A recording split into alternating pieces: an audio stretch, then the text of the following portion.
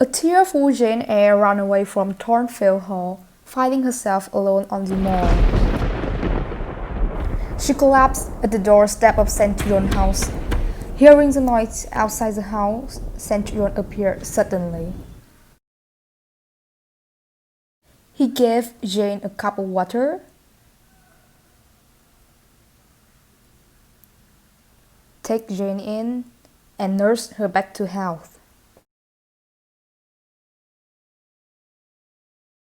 In her exhaustion, Jane fell asleep and had a dream about her childhood. It was such a bad memory.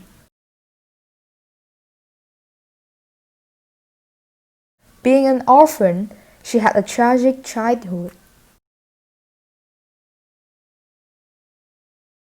Not only that, she was treated cruelly by her aunt, Mrs. Reed. Jane always felt depressed, lonely, and scared in that house.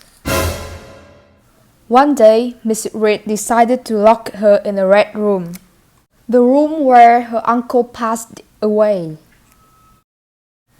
She believed that she saw her uncle's ghost and believed that this room was haunted. She tried to run away but accidentally bumped into the door and then fell into the coma. The next few days passed by a tedious way. Finally, Mrs. Reed sent Jane to the Lowood School for Girls.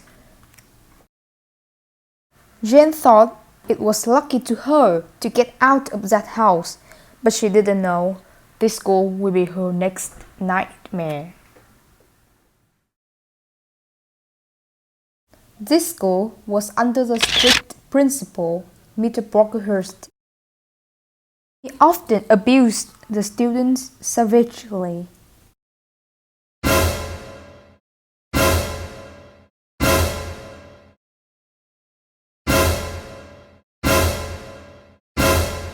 Jane was shocked when she saw Mr. Brocklehurst beat her best friend, Helen. She dropped the stone board and made a loud noise.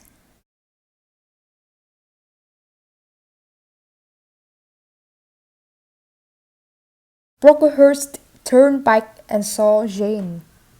He accused Jane of being a liar, and she had to stand on the chair all day as a discipline. Jane tried to appease Helen, one of the victims of Mr. Brocklehurst. She felt empathetic but can't do anything.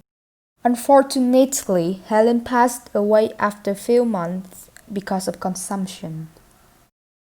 Awakened from a nightmare, Jane felt so bad and tired.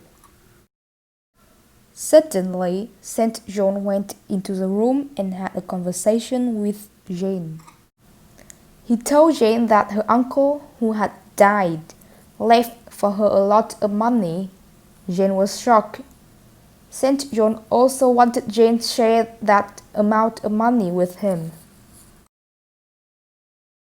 He also offered Jane to go to India with him.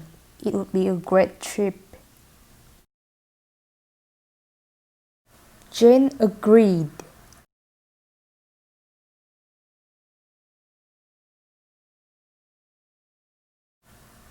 That turned her life into a new leaf, and she lived happily after ever.